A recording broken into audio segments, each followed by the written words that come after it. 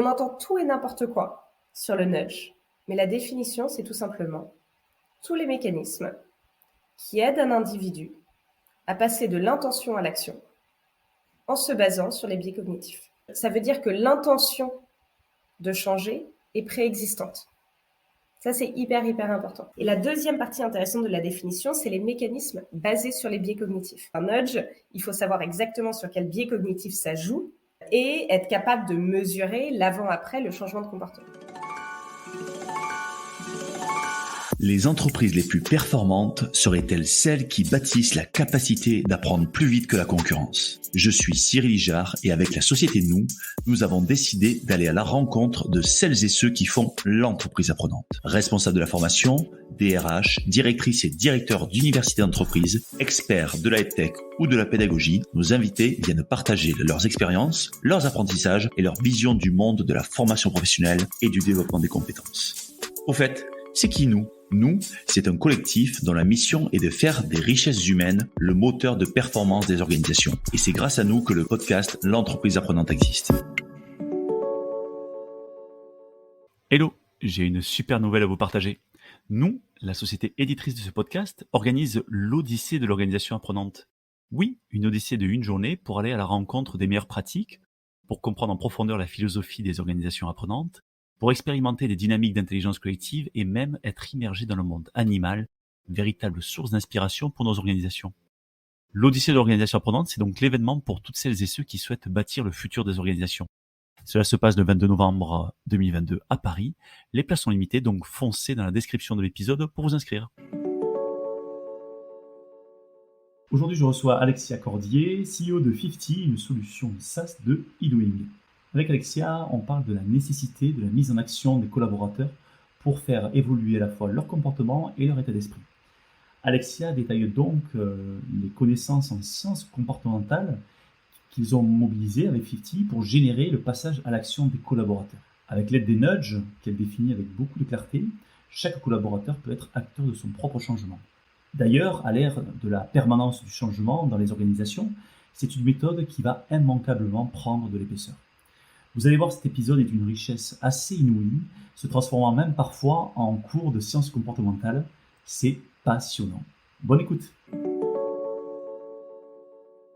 Bonjour Alexia. Bonjour Cyril. Alexia, bienvenue sur le podcast de l'entreprise apprenante. Je suis très heureux de te recevoir aujourd'hui parce qu'on va parler bien sûr de 50, de la startup que tu as le plaisir de diriger avec deux autres associés. Mais ce qui m'a intéressé dans nos échanges pour préparer ce podcast, c'est vraiment aussi toute la genèse de ce projet et tout ce qu'il y a derrière le sujet du e-doing. Donc on va parler de tous ces sujets-là qui sont juste passionnants. Mais avant ça, je vais te demander de te présenter, bien sûr, et de nous donner quelques événements clés de ton parcours. Avec grand plaisir et merci de m'inviter. Écoute, si tu parles de parcours, j'ai eu au début un parcours très classique. J'ai grandi et fait mes études à Paris. Prépa, école de commerce, l'ESSEC en banlieue parisienne. Stage de fin d'études chez Procter, la très belle et grosse machine américaine de grande conso. Adoré la boîte, commencé à travailler là. J'ai fait 4 ans en marketing, notamment sur Pampers. Et du coup, je me voyais gravir les échelons, continuer sur ma lancée. Et en fait, au bout de ces 4 ans, il s'est passé 2 choses. La première chose, c'est que j'ai découvert, parce qu'on ne se connaît pas encore très bien, à 26, 27 ans, que j'avais un biais pour l'action. Et donc, c'est marrant parce qu'on va beaucoup parler d'action aujourd'hui, mais il y a un peu de moi dans la boîte. Notre slogan, c'est « Stop talking, start doing », ou « Savoir c'est bien, faire c'est mieux ». Ça vient aussi un peu de là. Et donc, le côté plus lent des grands groupes, notamment sur cette grande marque qui est Pampers, en fait, je piaffais un petit peu dans mon box. Donc là, je me suis dit, OK, faut que j'aille créer quelque chose. Je suis plus faite pour l'entrepreneuriat. Et il s'est passé une deuxième chose, c'est que j'avais la chance d'avoir des très, très bonnes formations chez Procter, qui est une vraie organisation apprenante, à l'américaine, des formations extrêmement engageantes, plein de modalités différentes. Et donc, j'étais ravie, moi, je prenais plein de notes, je prenais plein de choses, j'étais très motivée. Et la seule chose, c'est que je revenais à mon bureau et que j'arrivais pas à changer, j'arrivais pas à faire. Et au-delà du problème de ROI, bien sûr, pour nos clients, je sais aussi ce que c'est du point de vue collaborateur, cette frustration, on se sent même un peu nul. Et donc, même si les formations sont incroyables, on n'a pas forcément envie d'y retourner parce qu'on sait qu'on va rien en faire et qu'on va avoir du mal à changer. Donc, voilà les deux déclencheurs de l'aventure.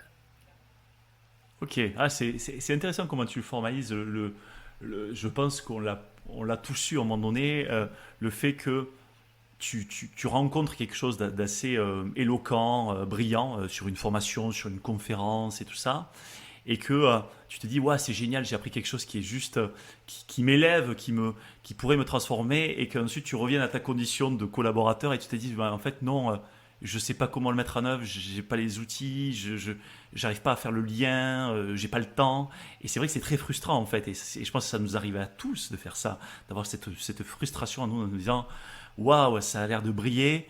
Et moi, je suis dans mon pauvre petit coin et j'arrive pas à faire briller cette chose-là. Donc, je trouve que c'est assez éloquent comment tu le dis. Et donc, Et je rebondis sur ce que tu dis. On aura l'occasion, je pense, de parler de sciences comportementales, mais pendant très longtemps, on se sentait individuellement nul. Et en fait, dans les 10-15 dernières années, avec l'avènement des sciences comportementales, on sait maintenant que c'est normal. Ça s'appelle le Intention Action Gap, l'écart entre le savoir et faire, entre l'intention et l'action. C'est dû au biais cognitif. Et donc, c'est normal. Et je pense aussi que ça déculpabilise beaucoup. Et ensuite, au-delà de la déculpabilisation, se dire comment est-ce qu'on accompagne spécifiquement la mise en action. Il y a des leviers pour ça. Et je voulais juste rebondir là-dessus. ouais, ok, trop bien. Mais de toute façon, on va en parler. Effectivement. Avant ça, je vais donc te demander de savoir ce qui s'est passé après que tu aies cette frustration dans ton box et bien sûr de nous parler de 50 et de la genèse finalement de ce projet. Alors, la genèse, tu as commencé à nous en parler. Et qu'est-ce qui s'est passé ensuite? Donc là, je pense qu'il faut revenir à ce qu'on fait. Donc, nous, on édite une plateforme de e-doing. On va voir ce que c'est. Mais l'important, c'est la mission. À quoi elle sert? On s'attaque en fait à la chose la plus difficile dans le learning and development et donc dans l'organisation apprenante. C'est l'adoption de nouvelles habitudes, le changement de comportement. Changer, c'est ce qui est le plus difficile. Et pendant très longtemps, du coup, on l'a pris par le mauvais bout, et c'est encore un peu pris par le mauvais bout, hein, qui est, en fait, on va aborder ça par l'information. Donc, on va donner plein de conseils sur comment changer, qui sont généralement très engageants. Il y a eu beaucoup de progrès là-dessus. On va s'assurer que c'est bien mémorisé, et puis on va espérer que le changement arrive tout seul. Mais le problème, c'est que, ça a été prouvé que ce n'est pas le cas, c'est l'écart dont on parlait avant, et on se rend même compte dans nos bonnes résolutions. Un exemple que je prends très souvent, c'est, moi, on a beau m'expliquer comment faire du sport, pourquoi c'est important, me montrer des vidéos de gens en train de courir, si ensuite on m'accompagne pas au quotidien en me disant essaye de faire ci, essaye de faire ça, avec les bons leviers, la probabilité que je ne fasse rien est de 90%. Donc nous, qu'est-ce qu'on fait pour répondre à cette mission du changement comportemental, de la mise en action via notre plateforme de e-doing? C'est comment est-ce que on va proposer des micro-actions aux collaborateurs extrêmement personnalisées à leur entreprise et à leur profil. Ensuite, eux vont pouvoir se dire j'ai envie de l'accepter ou de les décliner. De toute façon, c'est entièrement anonyme au niveau individuel. S'ils l'acceptent, on va les aider. Par exemple, quand est-ce que vous voulez le faire? Ça augmente de 45% la probabilité de le faire. Est-ce que vous voulez une invitation dans votre agenda, vous engager auprès de quelqu'un ou pas? Tout est autour du choix. Ensuite, ils vont retourner dans la vie de tous les jours, essayer de mettre en place cette action. Donc, on n'est plus du tout dans une logique de consommation de contenu, on est dans une logique d'interaction pour changer dans la vraie vie. Et puis, ils vont pouvoir revenir comme une app de sport et dire j'ai réussi ou j'ai pas réussi. Et donc, comme ça, garder la trace de tout ce que concrètement ils arrivent à mettre en place, des habitudes qu'ils arrivent à changer. Donc, je te donne 2 exemples. On parle beaucoup, par exemple, de tout ce qui va être délégation. Eh bien, il y a 2 micro-actions dans la délégation qui sont donc de l'action concrète. C'est je vais voir avec mes collaborateurs les emails sur lesquels j'ai plus besoin d'être en copie. Une possibilité. Une autre possibilité, je vais leur proposer de mener la réunion d'équipe hebdomadaire à tour de rôle. Troisième possibilité, on essaye tous collectivement de mettre maximum de personnes en copie des emails. Donc, tu vois, nous, on a une grosse banque de micro-actions extrêmement testée sur le marché. Donc, on est capable de matcher et à l'entreprise et aux collaborateurs. Donc, c'était un petit peu pour expliquer ce que c'est que le e-doing, même si on pourra revenir un peu plus dans le détail. Ok, super, bonne introduction et ça permet effectivement de bien poser le sujet de la mission de 50. Donc effectivement, j'aimerais en fait qu'on puisse entrer dans votre arrière-cuisine pour comprendre finalement déjà effectivement les fondamentaux, le e-doing, avant de parler de sciences comportementales. Est-ce que tu peux nous définir ce qu'est le e-doing? Oui, donc en effet, j'ai vu une petite introduction juste avant, mais il faut se dire que c'est tout simplement une plateforme qui s'intègre à l'écosystème de Learning and Development pour permettre une approche par l'action, à grande échelle, de manière systématique et mesurable. Autrement dit, c'est une plateforme qui va aider à l'adoption de nouvelles habitudes. Et elle peut s'utiliser de plein de manières différentes. Elle peut s'utiliser en conjonction avec de la connaissance. Je viens d'avoir une formation, je viens d'avoir un séminaire, comment est-ce que derrière j'assure la mise en pratique? Elle peut s'utiliser toute seule par elle-même. Ça va rejoindre le learning by doing. On apprend en faisant. Elle peut s'utiliser parce que on détecte dans les SIRH qu'un collaborateur vient de prendre un nouveau poste et donc on veut l'accompagner dans la mise en place de nouvelles habitudes. Plein de manières différentes d'être utilisées. Nos clients nous appellent un moteur de passage à l'action. L'important, c'est de se dire que c'est toujours sur des compétences transverses, le leadership, le management, les valeurs d'entreprise, les nouvelles façons de travailler, les soft skills, parce que c'est là où il y a un vrai développement unique de l'individu. On peut se dire, moi, je me développe de telle manière, mon voisin va se développer d'une autre manière selon ses forces, alors que si on appliquait ça à du process ou à de l'outil, là, on n'a pas le choix de se dire, sur des micro-actions comme rentrer j'ai pas le mot en français, un deal, pardon pour le franglais, dans mon CRM. Non, j'ai pas envie de le faire. Donc, il y a vraiment cette notion de développement unique, transverse.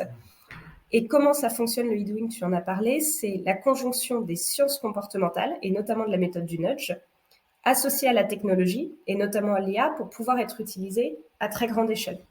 Donc, ça devient intéressant à partir de groupes de 80-100 personnes, jusqu'à ensuite plusieurs milliers et dizaines de milliers de personnes.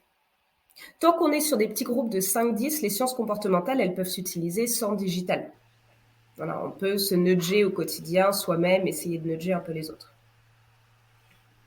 Ok, oui, donc ce qui est intéressant dans ce que tu dis, c'est que, à l'instar de ton exemple sur la partie sport, effectivement, le coach de sport, il va te prendre et il va te motiver, il va t'amener à passer à l'action.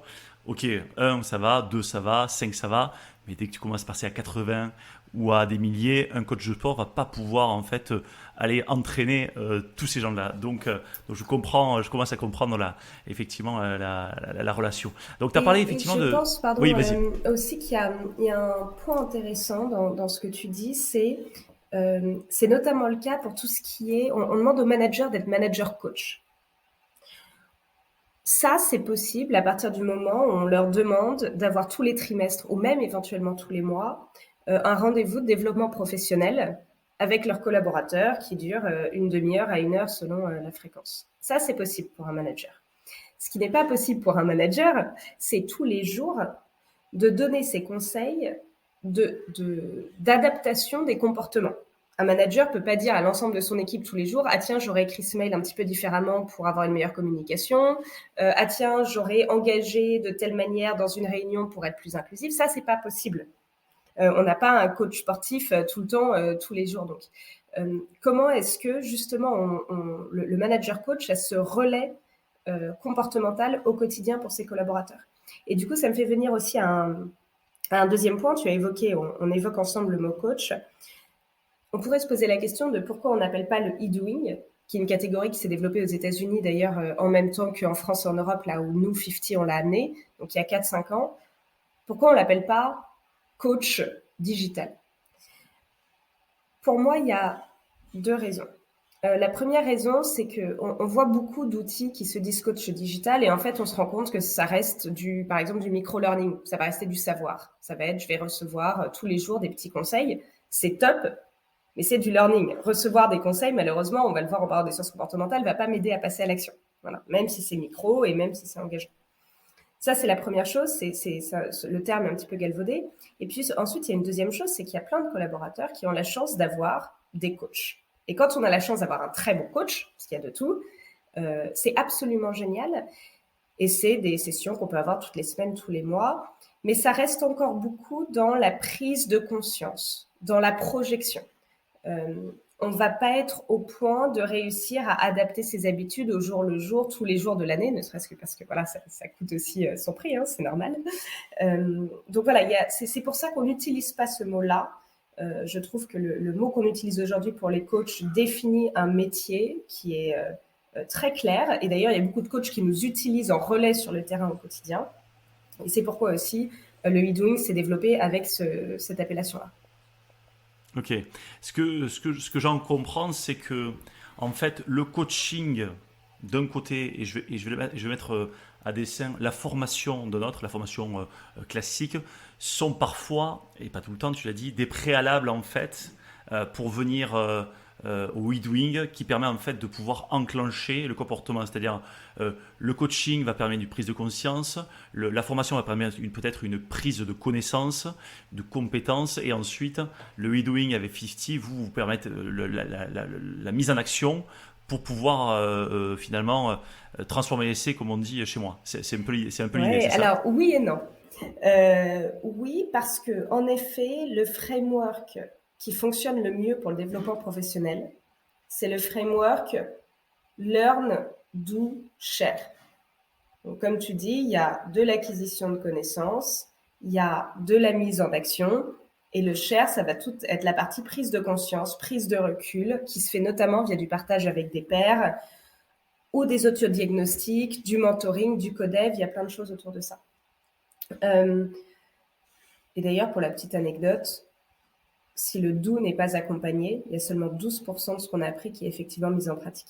Ça, c'est une stat de la Harvard Business Review que je trouve, on le sait, hein, mais je trouve ça bien d'avoir un chiffre dessus. Maintenant, pourquoi est-ce que je t'ai aussi répondu non? Parce que pendant très longtemps, on a cru qu'il fallait, comme on est entre nous dans un podcast entreprise apprenant, je sais que je peux utiliser ces mots-là. Pendant très longtemps, on a cru qu'il fallait changer les mindsets pour ensuite changer les behaviors. Donc, changer les croyances pour ensuite changer les comportements. On a commencé à en parler que ça a ses limites.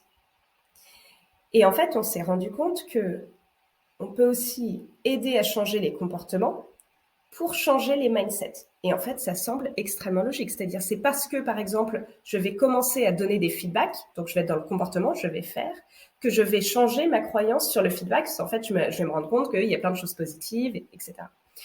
Donc, c'est la base du learning by doing, mais c'est aussi pour ça que très souvent, d'ailleurs, nous, nos clients, si on revient à 50, nous utilisent pas après spécifiquement une phase de connaissance ou après une phase de share. On peut commencer par une phase de do, ensuite mettre un peu de connaissance pour mettre en perspective, ou alors le learning est intégré dans le fait de faire. Nous, par exemple, nos micro-actions, elles ont à chaque fois un pourquoi c'est important et comment faire. Bon, il n'y a pas toujours besoin de compléter par 2 heures de consommation de vidéos en plus. On reviendra au problème de la consommation à outrance de contenu, d'ailleurs. Donc voilà, ça peut vraiment se faire. Moi, j'adore ce framework. Je trouve qu'il permet de trouver un équilibre et il peut se prendre par n'importe quel bout selon les populations, selon les moments donnés. Ok, non, super clair. Et c'est bien effectivement de montrer que selon l'objectif, il y a une diversité dans l'assemblage en fait des modalités.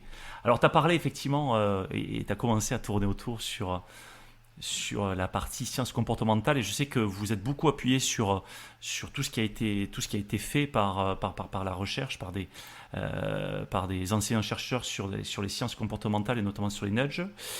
Moi, ma question, c'est de savoir qu'est-ce que vous êtes allé chercher finalement dans toutes ces connaissances universitaires et autres, et comment vous avez mobilisé ces connaissances scientifiques pour votre projet. Ouais. Je vais d'abord peut-être donner un rappel rapide de comment ont émergé les sciences comportementales.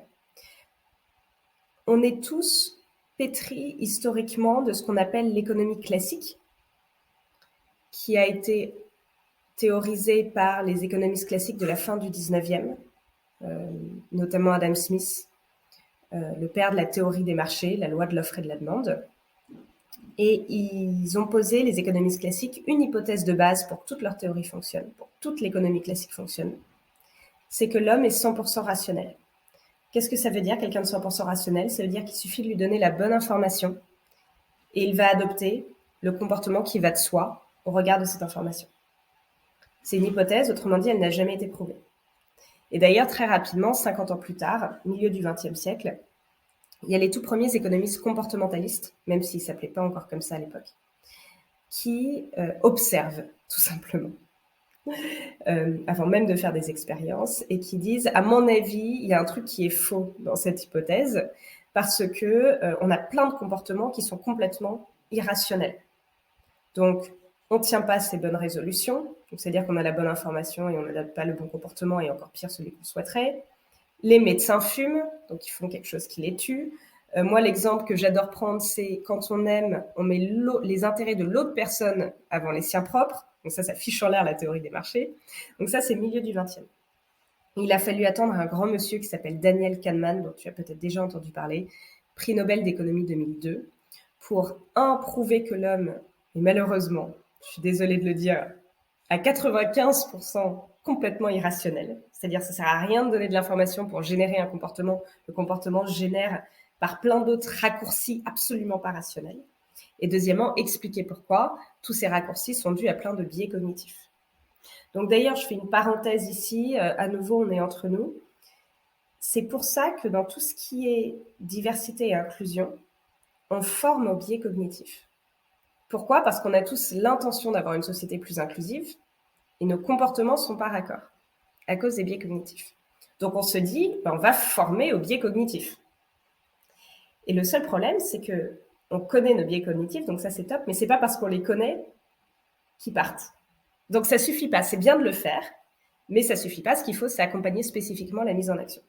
Et donc justement, si on en reste à Daniel Kahneman, on est mal, parce que lui, il a juste prouvé qu'on était irrationnel et expliqué pourquoi. Mais il n'y a pas de solution. Et il a fallu attendre un de ses grands amis quelques années plus tard, qui est Richard Thaler, qui est lui-même prix Nobel d'économie 2017, donc toujours pour tous ses travaux en sciences comportementales, pour dire, moi en fait, je théorise ce que l'on appelle le nudge, et on entend tout et n'importe quoi sur le nudge. Mais la définition, c'est tout simplement tous les mécanismes qui aident un individu à passer de l'intention à l'action en se basant sur les biais cognitifs. Donc, je vais décortiquer un peu cette définition qui aide un individu à passer de l'intention à l'action. Qu'est-ce que ça veut dire? On va y revenir juste après en parlant des règles d'or du nudge. Ça veut dire que l'intention de changer est préexistante. Ça, c'est hyper, hyper important.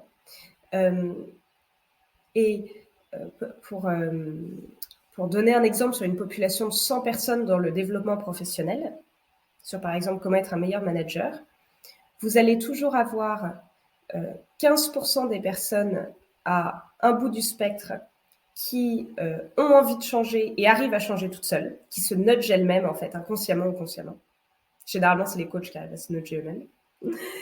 15% à l'autre bout du spectre qui n'a pas envie de changer, donc qui n'a pas d'intention. Donc dans ce cas-là, ça ne sert à rien de leur proposer des sciences comportementales et du nudge et de les aider à la mise en action. Et 70% au milieu qui, grosso modo, se disent « oui, j'ai cette intention, ça paraît pertinent, j'ai envie de devenir meilleur manager, meilleur collaborateur, meilleur leader, de mieux équilibrer ma vie pro-perso » et qui n'y arrivent pas. Donc c'est là où ça va avoir beaucoup de sens. Et la deuxième partie intéressante de la définition, c'est les mécanismes basés sur les biais cognitifs. Et ça, pour moi, c'est un peu mon cheval de bataille quelquefois, qui est qu'on a un peu de nudge washing. C'est-à-dire, on voit un peu partout, ah tiens, j'envoie un rappel par email, c'est un nudge. Ah tiens, je mets une affiche sur un mur, c'est un nudge. Non, en fait, un nudge, il faut savoir exactement sur quel biais cognitif ça joue et être capable de mesurer l'avant-après, le changement de comportement. Et ensuite, parce que je sais que quand je m'embarque sur ces sujets, je suis un peu longue, donc faut pas hésiter à m'interrompre. Non, vas-y, c'est super intéressant. Moi, je te laisse. Vas-y, continue. Je vais te poser la question sur quelques biais cognitifs que tu peux nous montrer. Donc, vas-y, je te laisse continuer. Par exemple, la chose que je voulais juste rajouter, c'est notamment en France, on a vu un peu du coup tout et n'importe quoi sur le nudge. Donc, il y a une définition très claire. Où il faut qu'il y ait une intention préexistante et où il faut que ça soit prouvé. tout n'est pas nudge. Il y a aussi une autre chose sur laquelle on peut se reposer au-delà de cette définition, c'est Richard Thaler qui, dans son livre Nudge, que je te conseille fortement parce qu'il est absolument génial, contrairement aux livres de Kahneman qui sont plus compliqués, il définit 3 règles d'or.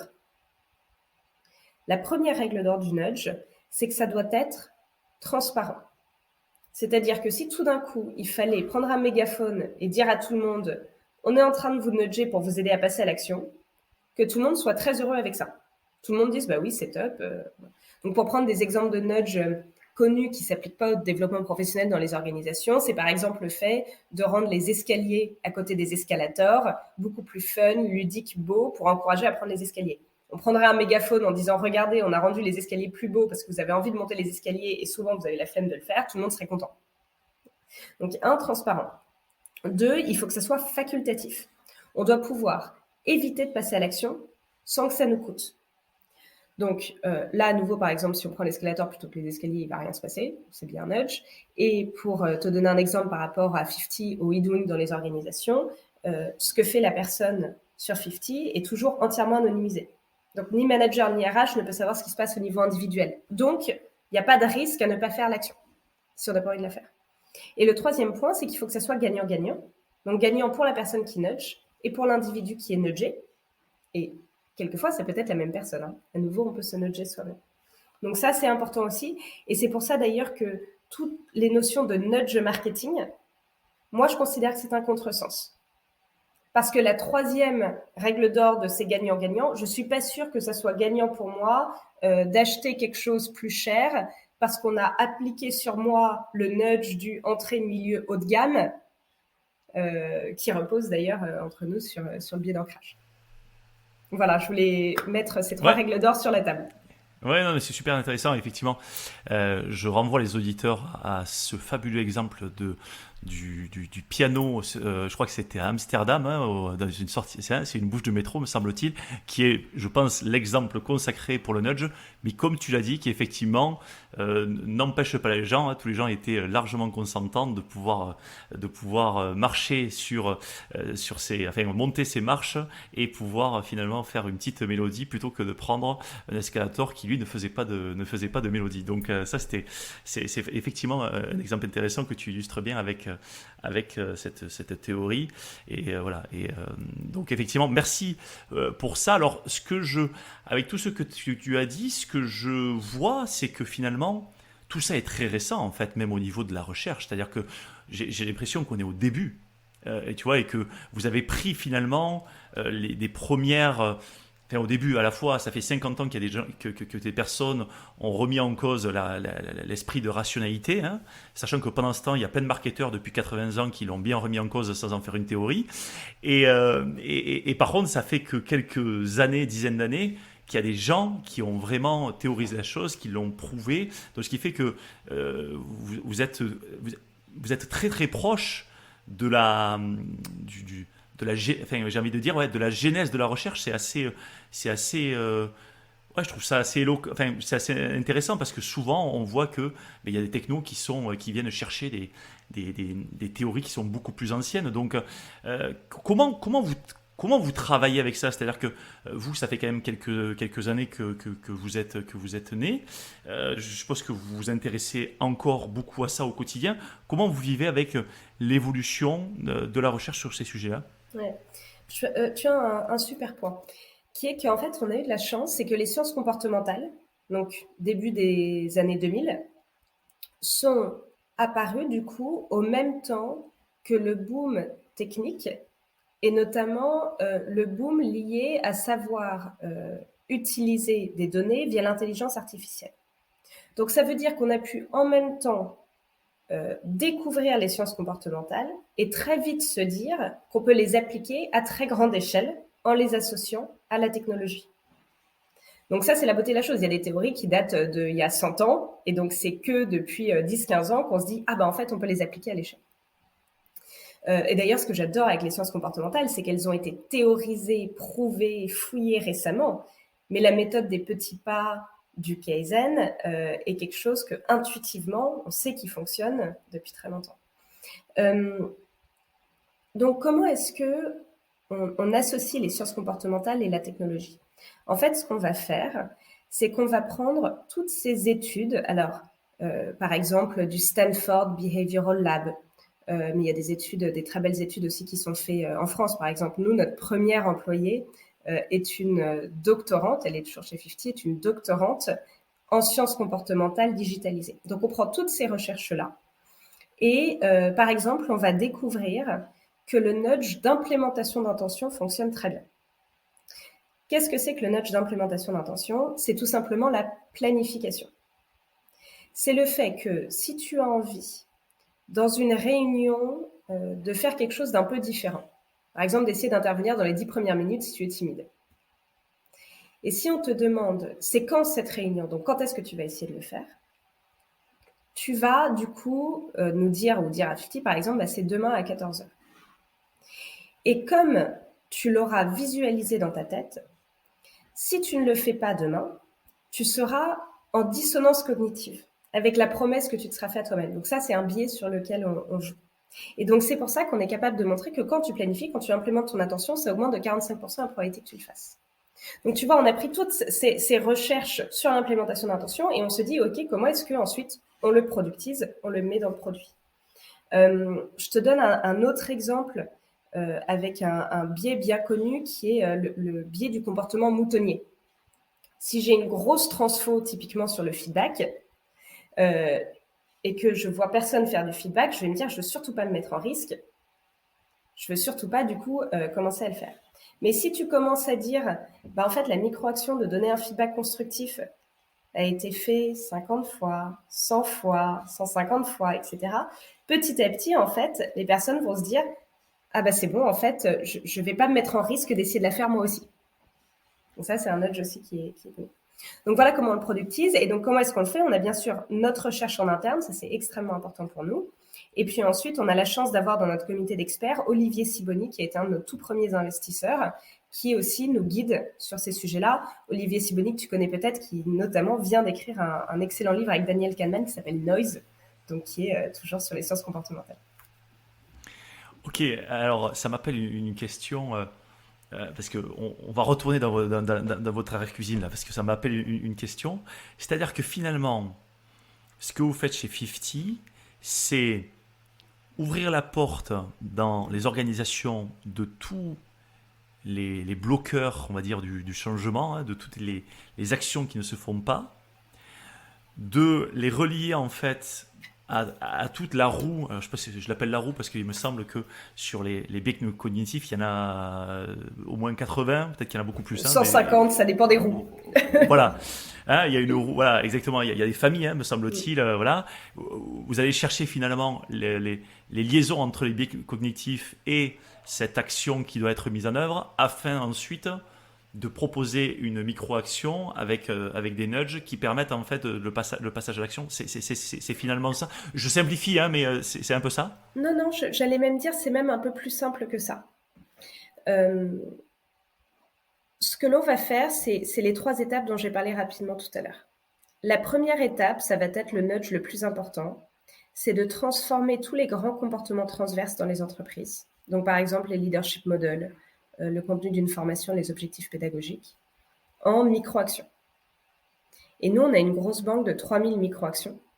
Donc, dès qu'une entreprise nous dit « moi, c'est telle compétence qui m'intéresse, j'ai tel objectif pédagogique », on est capable de matcher en face les micro-actions dont on sait qu'elles fonctionnent. C'est-à-dire qu'elles ont des hauts taux d'acceptation et de réalisation selon les industries ou les types de profils managériaux. Et ensuite, bien sûr, nos clients vont changer la formulation de telle micro-action ou les conseils associés à telle micro-action, vont décider d'en enlever certaines, notamment pour certaines régions du monde. Donc, ce qui est merveilleux, c'est qu'il y a une sorte de personnalisation un peu automatisée, ce qui permet à nos clients de ne pas partir d'une page blanche quand on pense à toutes les micro-actions qu'ils ont envie de mettre en place dans leur organisation. Donc ça, c'est le nudge le plus important. La deuxième partie, ça va être quand on va diffuser ces micro-actions aux collaborateurs. Donc, comment ça se fait? C'est du web responsive et une application mobile. Donc, chacun choisit ce qu'il préfère. Mais le plus intéressant, c'est que ça va être intégré aux outils du quotidien. Donc, les emails, bien sûr, pour ceux qui veulent, mais aussi Microsoft Teams, son agenda, SMS. On est même en train de développer une intégration WhatsApp. Et donc, les collaborateurs vont recevoir des micro-actions sur le thème qu'ils sont en train de travailler, adaptées à leur profil, sur des périodes courtes. On ne peut pas changer tout le temps. Donc, il faut généralement que ce soit des sprints de 45 jours.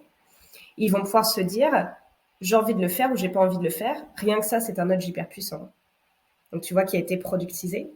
Notamment, tu peux dire, quand tu dis j'ai pas envie de le faire, tu peux dire est-ce que c'est parce que je le fais déjà ou parce que je le ferai jamais.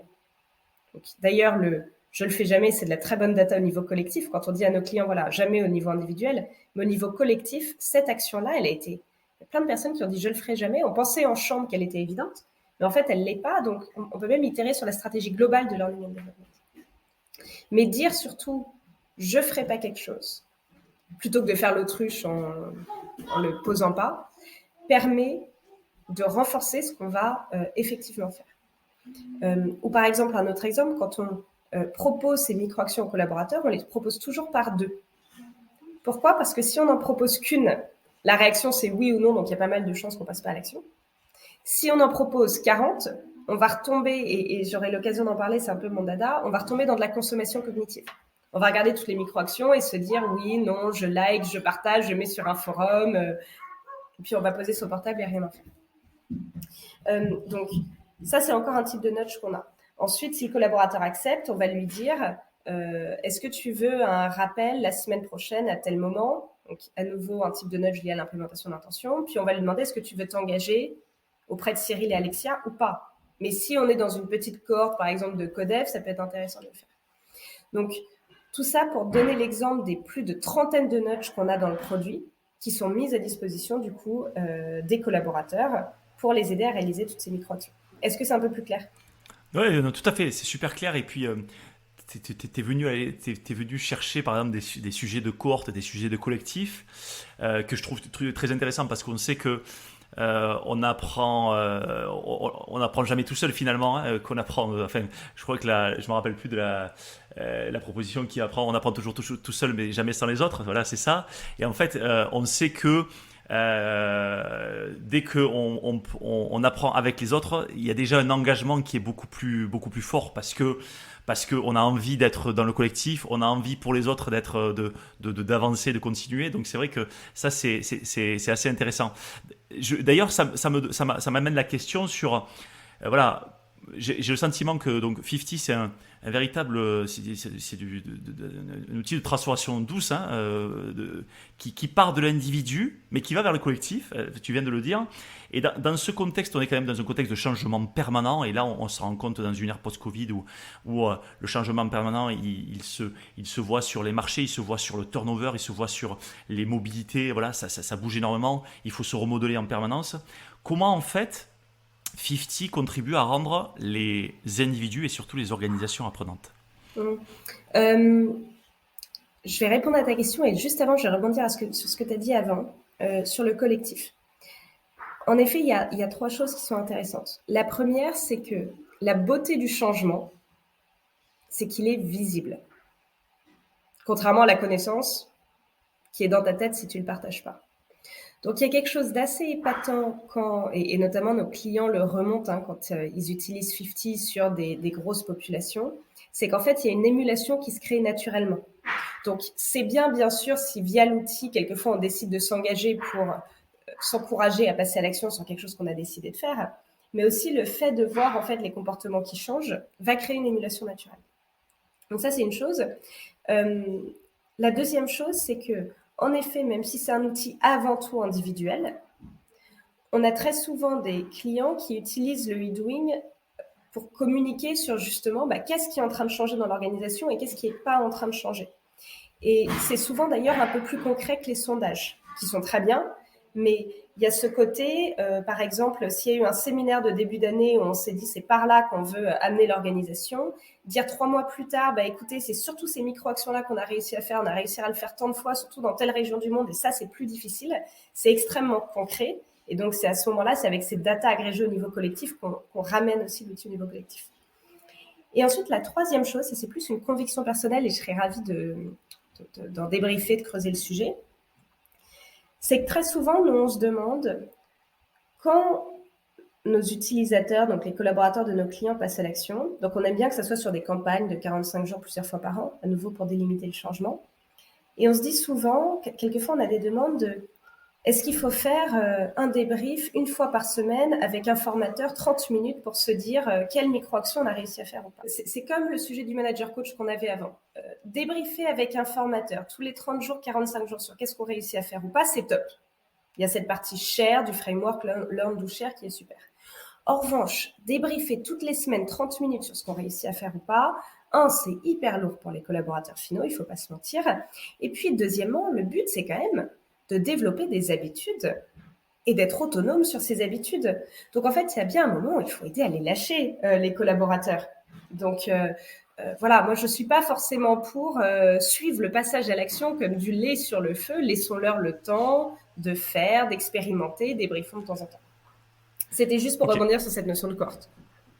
Ok, ouais, non, et ensuite, pardon, tu avais une autre question qui était comment est-ce qu'on contribue à l'organisation apprenante? À rendre les organisations apprenantes. Même si tu as, alors, juste avant que tu répondes, pour moi, tu as déjà partiellement répondu et je pense que tu vas apporter des précisions, mais déjà sur le fait que tu l'as dit, ça permet en fait à des directions de voir un petit peu l'état de l'évolution du changement, de voir s'il y a des choses qu'on avait décidées en chambre, je sais pas, sur de la culture, sur des comportements qui finalement ne sont pas acceptés, qui permettent de voir, ou des choses qui ont été acceptées et qui évoluent. Je pense que déjà ça permet de développer des organisations apprenantes, mais je pense que tu peux compléter par d'autres éléments.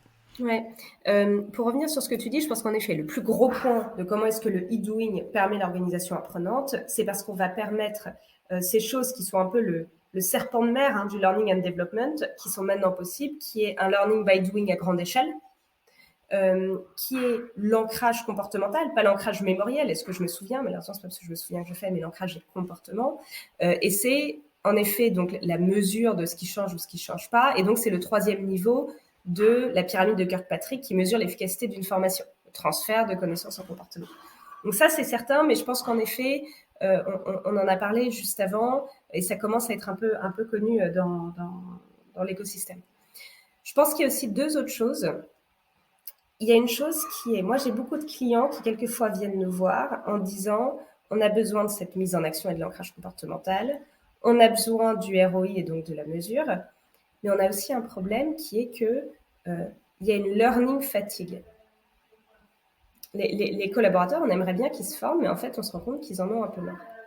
Et pour moi, ça me paraît quelque chose en fait d'assez logique, qui nécessite juste un rééquilibrage. C'est qu'en fait, on leur demande de consommer en permanence. Et c'est exactement comme la société de consommation, au bout d'un moment, on en a à outrance. Donc, même si les vidéos sont top, même si les formations sont top, les autodiagnostics sont top, en fait, au bout d'un moment, on passe notre temps sur une plateforme digitale ou à écouter des personnes et c'est de la consommation. Donc, il faut un peu changer le paradigme. Et moi, ce que j'aime bien avec le e-doing, c'est qu'en fait, on part dans un paradigme d'interaction. C'est-à-dire, le but, par exemple, pour nous sur 50, c'est qu'ils passent le moins de temps possible sur 50 par semaine. Pourquoi? Parce qu'il n'y a rien à faire sur la plateforme. Le but, c'est de changer dans la vraie vie. Donc, nous, le but, c'est de générer ces nudges, ces interactions, qui vont faire qu'on génère le « allez, j'ai envie de le faire ». Et très vite, du coup, on va mettre sur la plateforme des incitations à la déconnexion. Donc voilà, ce changement de paradigme de consommation-interaction, pour moi, me paraît très importante. Très, très important. La deuxième chose aussi qui est importante dans l'organisation apprenante, c'est quelque chose de plus générationnel. C'est qu'on se rend compte depuis 10 ans, dans la politique, dans le bien-être, dans l'écologie, que les nouvelles générations, enfin toutes les générations d'ailleurs, mais les nouvelles générations sont particulièrement vocales, ont envie de passer de tout ce qui est grand discours, à nouveau grand conseil, grand yaka faucon, à ok, mais comment est-ce que moi, individuellement, j'arrive à changer 1 à 2 gestes par semaine pour arriver à avoir un impact à mon échelle et à le mesurer. Et donc ça, c'est extrêmement important aussi qu'on puisse le proposer aux collaborateurs dans les organisations, cette approche par l'action qui est dans l'air du temps. Donc voilà, j'adore les 3 parties, et donc tu verras que j'ai souvent des réponses en 3 parties, ça m'aide à me structurer.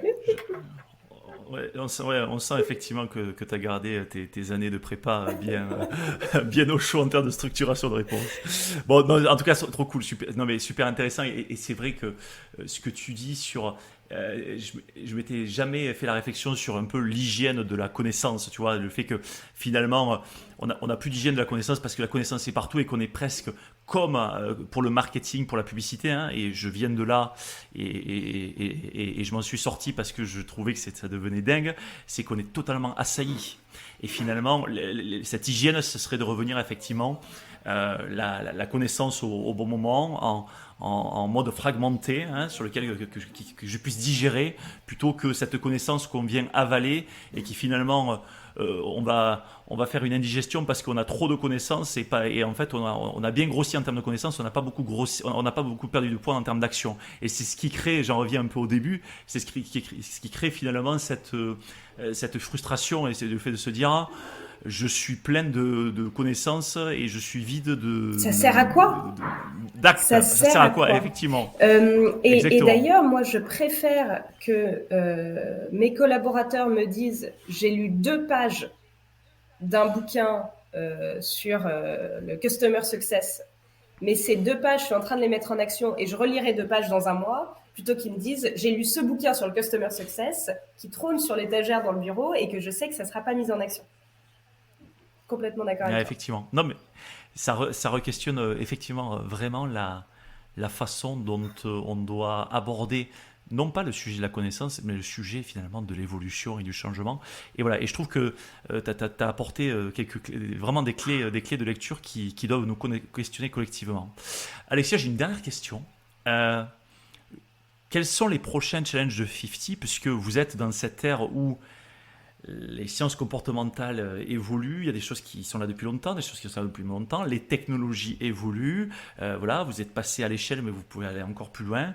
Voilà, c'est quoi les prochains gros challenges, les étapes que vous souhaitez aller franchir?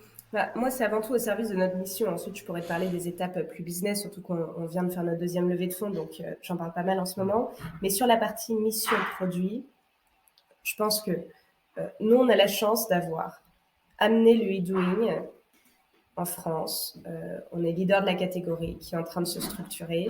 Maintenant, j'ai envie d'aller plus loin et vraiment qu'on aide les clients dans leur stratégie de learning and development avec plusieurs axes qui est comment est-ce que j'ai des KPI de changement comportemental aujourd'hui, d'impact du coup. Aujourd'hui, les KPI que j'ai, c'est combien de temps ils ont appris les taux de complétion. Donc, en fait, c'est un KPI de moyen d'outil et pas un KPI de fin de changement. Donc, comment est-ce que petit à petit, on arrive à utiliser des KPI de nombre de micro-actions réalisées, d'habitudes créées. Il y a une autre chose aussi sur tout ce que tu appelais l'hygiène de la décision. Comment est-ce qu'on aide nos clients à équilibrer dans ce framework Learn, Do, Share. Et ensuite, il y a une 3e chose qui est comment est-ce qu'on allège leur quotidien. Qu'est-ce que je veux dire par là? Qui est que moi, je suis une fervente adepte de ne pas déployer des choses sur 100 000 personnes en envoyant plein d'emails. Je suis une adepte de quand on propose quelque chose à quelqu'un, cette personne sait pourquoi on lui propose. Donc, ça veut dire trouver le bon moment pour la personne. Aujourd'hui, c'est en partie fait à la main. C'est-à-dire nos clients qui disent bon bah voilà, je sais que tel batch vient de passer manager, on va aider à adopter des nouvelles habitudes managériales. Je sais qu'il y a eu l'entretien de développement professionnel sur telle population, on va leur proposer 4 types de passages à l'action pour s'améliorer. De plus en plus, ce qu'on est en train de faire, c'est pouvoir s'intégrer au SIRH pour pouvoir détecter, ah tiens, telle personne vient de faire un e-learning, on va l'aider à passer à l'action. Donc, c'est 50 automatiquement qui peut le proposer. Telle personne vient de passer manager, on peut lui proposer de passer à l'action.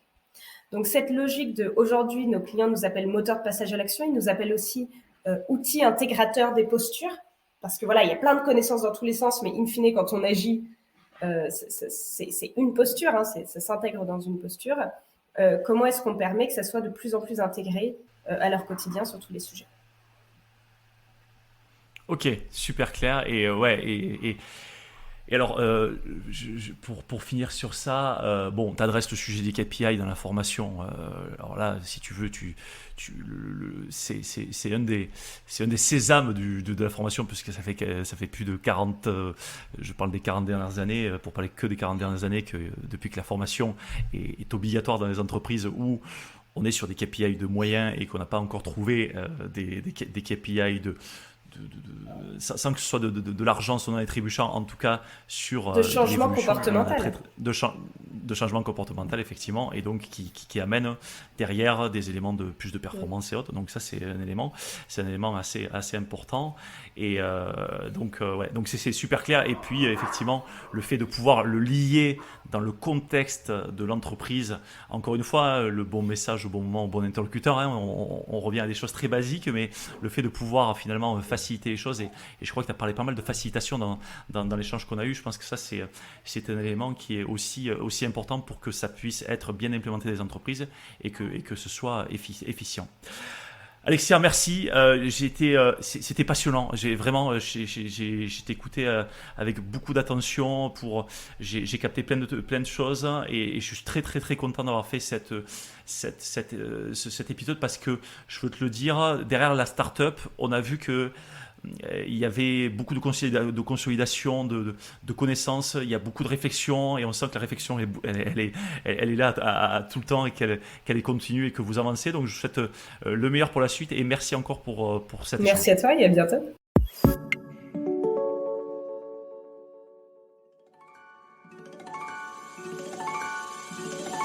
Attendez, ne partez pas si vite. Vous avez aimé cet épisode ? Dites-nous-le en laissant un commentaire, en le partageant auprès de vos collègues ou sur les réseaux sociaux, et en laissant 5 étoiles sur Apple Podcast. Cela nous aide vraiment à faire connaître le podcast et nous motive à produire de nouveaux épisodes. L'entreprise apprenante vous a été présentée par nous. Nous est une entreprise dont la mission est de faire des richesses humaines le moteur de performance des organisations. Retrouvez-nous sur nous.co, nous.co. À très bientôt sur l'entreprise apprenante.